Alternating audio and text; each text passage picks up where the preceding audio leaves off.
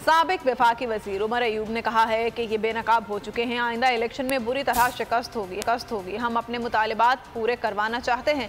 मौजूदा हुकूमत इस्लामाबाद तक महदूद है, लोग महंगाई में पिस रहे हैं, इम्पोर्टेड हुकूमत बाहर मजे कर रही है। बोल न्यूज़ से गुफ्तगू में उमर अयूब का कहना था कि हमें मुल्क में कानून की बालादस्ती चाहिए।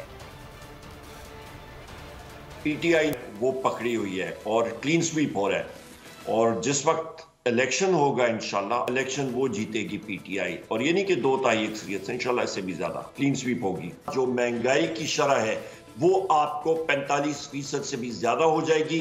लोग महंगाई की चक्की में पिस रहे हैं और ये इंपोर्टेड हुकूमत जो है ये बाहर मजे कर रही है। हम लोग आके यहाँ पे रावलपिंडी में डेरा डाल देते हैं और हम लोग वहाँ पे बैठ जाते हैं, तो कहाँ पे जाएगी ये हुकूमत? ये तो इस्लामाबाद की हदूद तक महफूज है। निकलसन मॉन्यूमेंट है, यहाँ पे एक आम आदमी को भी वो किसी थाने में चला जाए उसको मुसीबत होती है FIR दर्ज कराने में। इमरान खान साहब को भी प्रॉब्लम दरपेश है।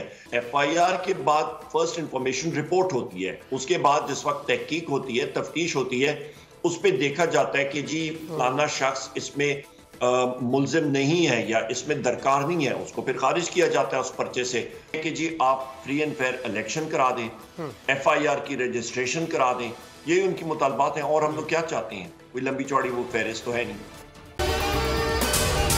अगर आपको ये वीडियो पसंद आई है तो हमारे चैनल को सब्सक्राइब करें और बेल आइकन को प्रेस करें। बहुत अच्छी कवरेज की है, ये मार्च की तो जबरदस्त कवरेज थी, बॉल की प्रॉब्लम सबसे बेस्ट थी। सबसे ज्यादा रील्स और सबसे ज्यादा रेटिंग के साथ बोल रहा नंबर 1। सब्सक्राइब करें और बेल दबाएं ताकि कोई खबर रह न जाए।